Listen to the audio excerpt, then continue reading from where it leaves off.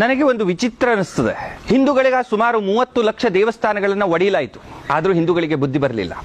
ಹಿಂದೂಗಳ ಹೆಣ್ಣು ಮಕ್ಕಳು ತಮ್ಮ ಮಾನವನ್ನ ಉಳಿಸ್ಕೊಳ್ಳಿಕ್ಕೆ ಅಗ್ನಿ ಪ್ರವೇಶವನ್ನ ಮಾಡಿ ಸಾವಿರಾರು ಹೆಣ್ಣು ಮಕ್ಕಳು ಪ್ರಾಣವನ್ನ ಕಳ್ಕೊಂಡ್ರು, ಆದರೂ ಹಿಂದೂಗಳಿಗೆ ಬುದ್ಧಿ ಬರಲಿಲ್ಲ. 80% ಭೂಮಿಯನ್ನ ಕಬಳಿಸಲಾಯಿತು. ಇವತ್ತು ಒಂದು ಅಖಂಡ ಭಾರತವನ್ನ 23 ದೇಶಗಳನ್ನಾಗಿ ಒಡೆದು ಛಿದ್ರವನ್ನಾಗಿ ಮಾಡಿ ಅವರು ತೆಗೆದುಕೊಂಡು ಹೋದ್ರು, ಆದರೂ ಹಿಂದೂಗಳಿಗೆ ಬುದ್ಧಿ ಬರಲಿಲ್ಲ. ಹಿಂದೂಗಳ ಹೆಣ್ಣು ಮಕ್ಕಳನ್ನ ಪುಸಲಾಯಿಸಿ ಪ್ರೀತಿ ಅನ್ನುವಂತಹ ಒಂದು ನಾಟಕದಿಂದ ಅವರನ್ನ ಕರೆದುಕೊಂಡು ಹೋಗಿ ವ್ಯಭಿಚಾರಕ್ಕೆ ಇಳಿಸಲಾಯಿತು, ಆದರೂ ಹಿಂದೂಗಳಿಗೆ ಬುದ್ಧಿ ಬರಲಿಲ್ಲ.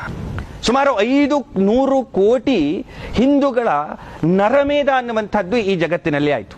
500 ಕೋಟಿ ಹಿಂದೂಗಳ ನರಮೇಧ ಆಯಿತು, ಆದರೂ ಹಿಂದೂಗಳಿಗೆ ಬುದ್ಧಿ ಬರಲಿಲ್ಲ.